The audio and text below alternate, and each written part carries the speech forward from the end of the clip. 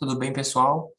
Meu nome é André Luiz Nobre, eu sou cardiologista, ecocardiografista, trabalho há mais de 10 anos com pacientes hipertensos aqui no norte de Minas Gerais, em um dos maiores centros de hipertensão em atendimento secundário do estado de Minas Gerais, que é o CEAI, que é meu contato no Instagram. Vamos, então, para algumas definições, né, que são importantes. A primeira definição é a de urgência hipertensiva, né? A segunda definição de emergência hipertensiva. Uma urgência hipertensiva seria uma pressão arterial sistólica maior ou igual a 180 milímetros de mercúrio e ou uma pressão arterial diastólica maior ou igual a 120 milímetros de mercúrio, sem lesões de órgão-alvo e sem risco iminente de morte. Já na emergência hipertensiva, os valores são os mesmos, né? A pressão arterial sistólica maior ou igual a 180 milímetros de mercúrio e ou pressão arterial diastólica maior ou igual a 120 milímetros de mercúrio, mas aqui a gente identifica, né, uma lesão de órgão-alvo aguda e progressiva com risco iminente de morte para o nosso paciente. Outro conceito interessante é o conceito de pseudocrise hipertensiva, né? É muito comum na emergência, né, na urgência e nos pronto-socorros. Na pseudocrise hipertensiva não há lesão de órgão-alvo aguda ou risco imediato de morte. Ela ocorre mais frequentemente em hipertensos tratados e não controlados, ou então em hipertensos não tratados, né, ou que tem um tratamento feito de maneira incorreta. É uma PA muito elevada, porém esses pacientes eles são oligossintomáticos ou até assintomáticos, e o aumento da PA ele advém diante de evento emocional, doloroso, ou algum desconforto, como enxaqueca, tontura rotatória, cefaleias vasculares de origem musculoesquelética e manifestações de síndrome do pânico, naquele quadro típico, né, de paciente após um comunicado de morte ou falecimento de algum parente, né, ou mesmo quadros de dor, né, por exemplo, cólica biliar, ou mesmo por cólica renal. A epidemiologia, né, a crise hipertensiva ela está presente em quase 0,5 a 0,6% de todos os atendimentos de emergência hospitalar, e a emergência hipertensiva, né, como a gente falou, ela é responsável por 25% de todas as crises hipertensivas, né, sendo as principais emergências hipertensivas o AVE isquêmico e o edema agudo de pulmão hipertensivo. E a diretriz ela cita um dado interessante, né, que pelos avanços aí, né, tanto no diagnóstico, mesmo no tratamento, e também na questão de difundir mesmo o conhecimento do tratamento, as emergências hipertensivas elas têm a sua incidência decrescente nas últimas décadas. Aqui eu vou passar para vocês algumas dicas de ouro, né, no tratamento da crise hipertensiva, né, a nível de emergência, que seria sempre manter a calma. O segundo ponto, conhecer as opções de medicações disponíveis no seu local de trabalho, né, que eu coloquei como referência pronto-socorro e UTI, mas diversos, né, de nós vão trabalhar ou já trabalharam em locais como postos de saúde, pronto-atendimentos. Então, é de suma importância, assim como quando você assume um plantão nesses locais, checar na farmácia quais as medicações que você tem disponível para tratar esse tipo de situação. É importante também checar, né, os aparelhos de pressão disponíveis na sua unidade, se eles estão calibrados, né, e também até checar se o pessoal tem a habilidade para estar aferindo a pressão corretamente. É importante nesses quadros de crise hipertensiva reavaliações constantes desse paciente. Não adianta só fazer uma triagem, colher um valor isolado de pressão arterial. Muitas vezes é importante checar a pressão arterial em 2 membros, né? É importante checar a pressão arterial sentado e em pé, por exemplo, né? Mas sempre estar reavaliando. E sempre investir em conhecimento, né? Principalmente conhecimento das diretrizes na área aí da crise hipertensiva. Passando aqui para uma parte muito interessante, eu inverti aqui já jogando o tratamento geral, que é uma angústia nossa como médicos, né? Saber assim, o que eu vou usar, né? E muitos de nós têm medo de valores elevados de pressão por vislumbrarem que sempre que tem um valor elevado de pressão, esse paciente vai evoluir mal, e nem sempre é assim. né? Então, a gente tendo frieza ali no tratamento e conhecendo as principais drogas, o desfecho pode ser favorável. Então, no tratamento agudo, duas medicações muito importantes de você ter disponíveis, né, e cobrar que tenha no seu serviço de saúde, seria o captopril e a clonidina. O captopril nós temos comprimidos de 25 a 50 miligramas, né, lembrando aqui que o pico máximo de ação dele é de 60 a 90 minutos, né, sempre a administração via oral. A clonidina, a mesma coisa, comprimidos de 0,100, 0,200, né, o pico de ação de 30 a 60 minutos. Temos aqueles relatos da nifedipina em cápsulas, hoje em dia está proscrito, né, há um bom tempo já. E como que a gente vai tratar, então, a emergência hipertensiva? A gente sempre vai procurar uma redução de 25% da preamédia na primeira hora, né? E nas próximas 2 a 6 horas, a gente vai tentar atingir um valor de 160 de sistólica a 100, 110 milímetros de diastólica. E nas próximas 24 a 48 horas, a gente vai tentar estar atingindo aí um valor de 135 por 85 milímetros de mercúrio. Então, a gente percebe, né, que é um tratamento progressivo, mais agressivo na primeira hora, um pouco mais, né, um pouco mais frouxo aí nas próximas 2 a 6 horas, e em 48 horas esse nosso paciente ele tem que estar estabilizado em uma pressão de 135 por 85 idealmente. Vamos passar aqui então um caso clínico real. Vou abrir aqui um pouquinho. A nossa paciente, ela chama Paula, ela tem 32 anos, ela procura o serviço de emergência com essa queixa de dispneia progressiva há 30 dias, inicialmente aos grandes esforços, agora uma dispneia de repouso. Ao exame físico você identifica edema de membros inferiores, ela relata ortopneia e palpitações taquicárdicas, é evidenciada redução do volume urinário, ela nega hipertensão ou uso de anticoncepcionais ou uso de qualquer outra medicação, e tem pai e irmão com hipertensão arterial. Ao exame físico, pressão arterial de 270 por 160 milímetros de mercúrio, uma frequência cardíaca de 130 batimentos por minuto, saturação 97%, frequência respiratória 28 incursões respiratórias por minuto. Na avaliação cardiovascular, bolhas rítmicas taquicárdicas, um sopro sistólico mitral, uma cruz em 4, redução bilateral do murmúrio vesicular e crepitações no terço inferior, bilateral também, e um abdômen normal. Aqui está o eletro, né, da Paula. A gente vai evidenciar aqui presenças de onda P, positiva em D1, negativa em AVR, né, configurando ritmo sinusal. A gente observa aqui em V1, né, a fase negativa da onda P maior que um quadradinho, identificando, né, sinal de sobrecarga de átrio esquerdo. A gente evidencia aqui a inversão de T anterior e lateral, configurando padrão strain, e sobrecarga de ventrículo esquerdo, que vocês veem, né, a avaliação das ondas aqui em V1 e V5 e V6. S em V1 e R em V5 e V6, podendo considerar o Sokolov-Lyon positivo, sobrecarga de ventrículo esquerdo. Aqui temos o raio-x dessa paciente. O raio-x ele mostra um aumento da área cardíaca e mostra a cefalização de trama vascular.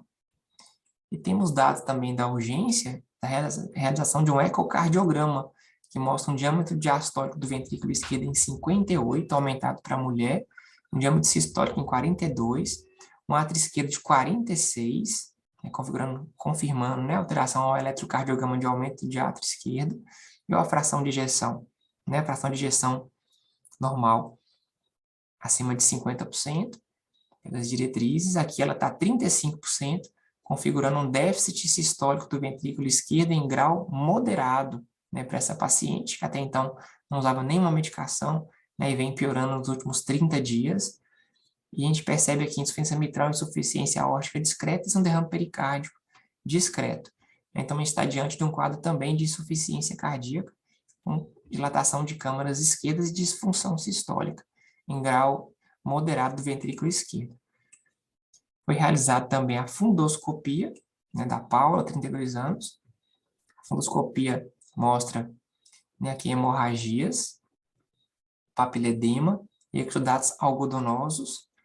A gente confessa que é muito difícil, né, às vezes, realizar, né, ter a disponibilidade do oftalmoscópio, né, mas sempre que possível, a gente tem que, se possível, estar treinado para a realização da fundoscopia, ou estar em algum serviço que tem um serviço de oftalmologia que pode estar auxiliando ali na urgência. Foi configurado, então, o edema agudo de pulmão hipertensivo, né, uma emergência hipertensiva. Foi iniciado para a Paula nitroprusiato de sódio, 30 ml hora, furosemida 120 mg, foi feita EV, né? Após 30 a 40 minutos teve uma melhora clínica, e a pressão dela ficou em 170 por 110, saturação 99, frequência cardíaca já estava mais controlada em 80, respiratória 16. Após 12 horas, a prescrição da Paula, a gente tinha o enalapril, 40 mg ao dia, dose máxima já, furosemida 40 mg ao dia, e o carvedilol 6,5 mg 2 vezes ao dia. O diagnóstico, né, foi confirmado pelo fundo de olho, que seria a hipertensão arterial acelerada ou maligna, né, de acordo com as diretrizes. Por história clínica recente, foi realizada investigação para hipertensão secundária, ela toda se mostrando negativa, né, confirmando então a hipertensão acelerada maligna. Como é que foi a evolução da Paula, né, nos próximos dias, né? Ela foi admitida com creatina de 2,4, né, teve essa piora aqui da função renal, daqui a pouco a gente vai estar explicando um pouco, e posteriormente veio a recuperação, né, com a creatina estabilizando em 2,2, e após 30 dias de tratamento, a pressão já estava 130 por 80 e a paciente assintomática com tratamento medicamentoso já otimizado.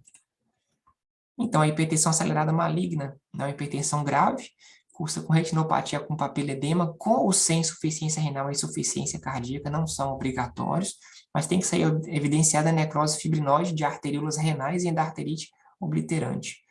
A evolução clínica pode ser progressiva e fatal, se não tratada adequadamente, né, a importância do diagnóstico, do acompanhamento, né, e ficar de perto desse tipo de doente. As drogas mais comuns aí, né, o nitroprusiato de sódio endovenoso, a furosemida endovenosa, e otimizar posteriormente medicações via oral. É importante a redução gradual da pressão arterial, né, com o limite aqui de pressão arterial diastólica não inferior a 100 nos primeiros dias. E o que é mais importante é a velocidade do aumento da pressão e não o nível absoluto de pressão arterial. Que é aquela explicação que eu falei, né, a redução inicial de função renal, né, a perda inicial de função renal vai ocasionar aumento da creatinina por mecanismos de autorregulação do fluxo renal. Então, tem a tendência do médico, né, do plantonista ou do médico horizontal, de culpar medicações importantes como o IECA e o BRA. Né? Isso não é real, é mesmo por essa autorregulação renal. Então, assim, até um aumento de 10 a 20% da creatinina basal, ele é esperado e ele é transitório, como a gente viu na evolução da nossa paciente. A gente tem que ter cuidado, sim, né, com os valores de potássio, né, sendo importante repetir com 15 dias, e se esse potássio estiver acima de 5,5, aí sim é importante a gente reavaliar o IECA, né, tentando reduzir a dose, não recuperando, considerar, assim, a suspensão. Né, indivíduos com hipertrofia ventricular esquerda importante e insuficiência renal aguda têm que ser acompanhados previamente como portadores de hipertensão acelerada maligna. Um quadro importante na crise hipertensiva é a encefalopatia hipertensiva. Esse paciente ele chega ao pronto-socorro com sinais ou sintomas de edema cerebral secundários ao aumento importante da pressão arterial. Só que o início aqui ele é mais insidioso, né? São sintomas referidos: cefaleia, náuseas ou vômitos, alterações no campo visual, fotopsia, visão turva, alucinações visuais, confusão mental, coma, crise convulsivas generalizadas e hiperreflexia.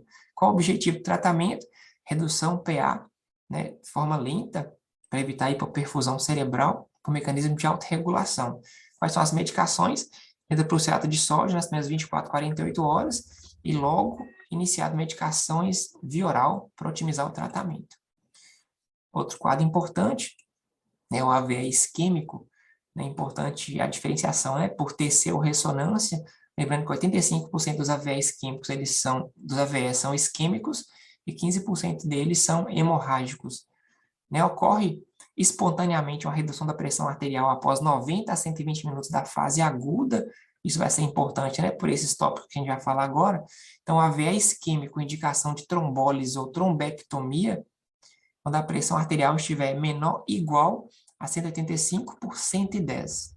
Né? E o objetivo é manter uma pressão menor que 180 por 105 nas primeiras 24 horas. A gente tem que buscar uma redução da PA em 15%, se ela estiver muito elevada, né, que é acima de 220 por 120, principalmente se outras causas de emergência hipertensiva associadas. E aqueles pacientes com PA acima de 220 por 120 que não receberem trombolíticos ou apresentarem outras emergências hipertensivas, a gente tem que fazer uma redução, né, em até 15% nas primeiras 24 horas nesses quadros de AVC. E a pressão arterial maior ou igual a 140 por 90, naqueles neurologicamente estáveis, posso tratar com medicação via oral a nível de hospital. E nesses que estão com essa pressão acima de 140 por 90, a gente pode considerar iniciar ou reiniciar o tratamento via oral que ele já tinha em casa. Aqueles casos com valores menores, a gente tem que individualizar o tratamento, estabilizando a pressão em até 5 a 7 dias. No AVC hemorrágico, né, um AVC com os desfechos às vezes mais graves, por aumento de pressão, eu posso ter aumento do risco de expansão do hematoma, risco de morte e piora da recuperação neurológica. Né? E lembrando que o edema cerebral ele pode acontecer em até 30% dos casos nas primeiras 24 horas, sendo necessário aí, né, em centros especializados, a craniectomia descompressiva. Aí lembrando a importância, né, da tomografia da ressonância na fase aguda.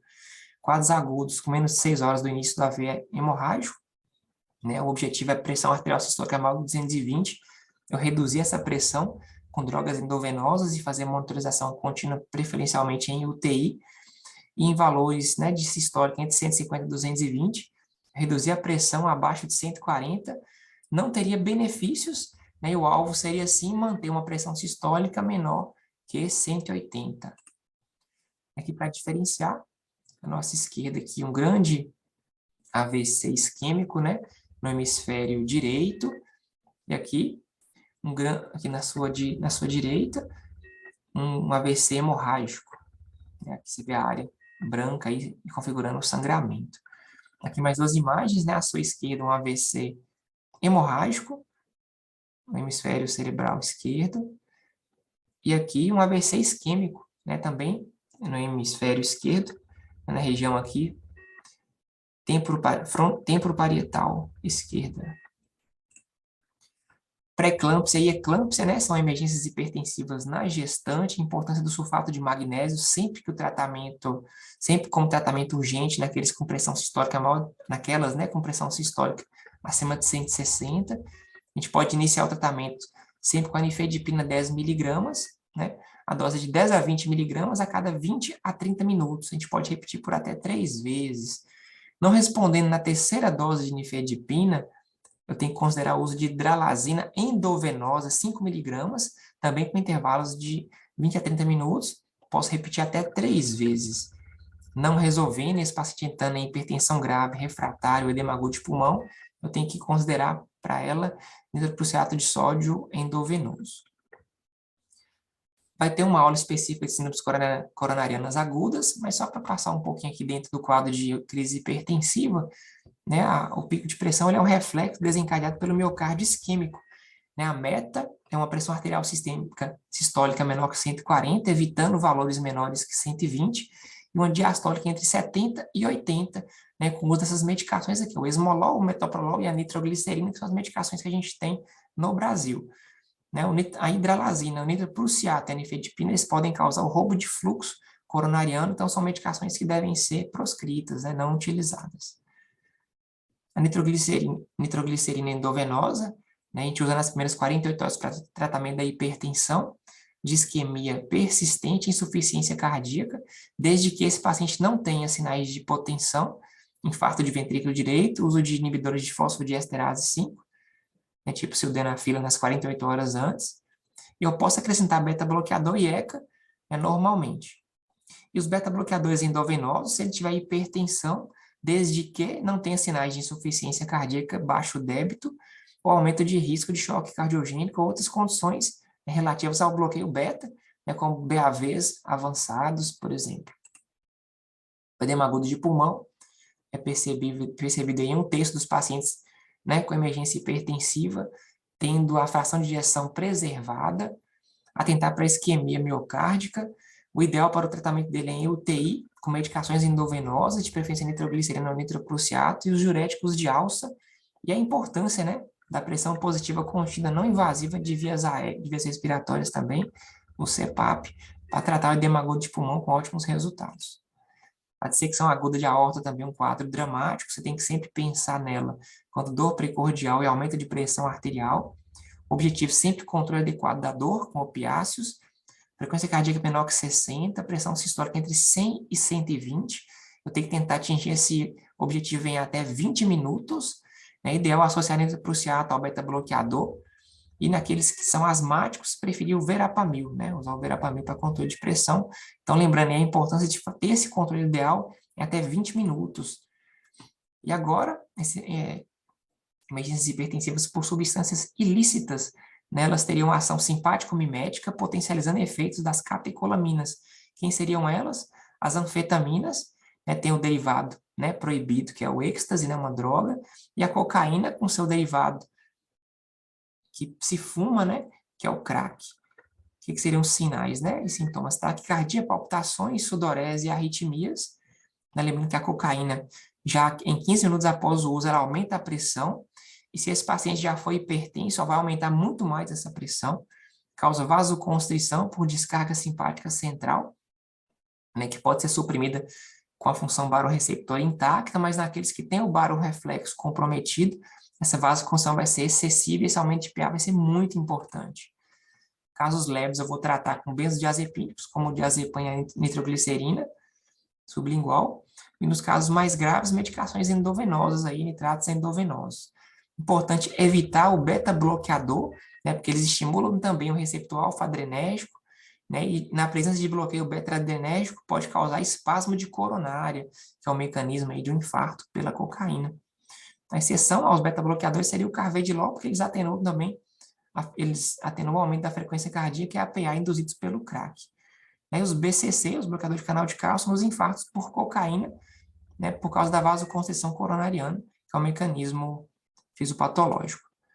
E nos casos graves, a gente tem que atentar para a associação de cocaína com altas doses de cafeína, por exemplo, né, em energéticos, associação com nicotina ou álcool, né, que vão aumentar a noradrenalina plasmática, aumentando muito o risco de morte sobre esses pacientes em até 18 a 25 vezes, por elevar a biodisponibilidade da cocaína, podendo levar a casos de overdose. O tratamento beta-bloqueador, alfa-bloqueador e bloqueador de canal de cálcio. Então é isso, pessoal. Fizemos uma revisão rápida, né, sobre emergências hipertensivas, sobre as crises hipertensivas em geral. Para maiores informações, tem aqui meu Instagram, Dr. André Luiz Nobre, e eu estou num programa aí, né, falando de hipertensão arterial. Se tiver mais interesse, é só acompanhar a gente. Muito obrigado, valeu.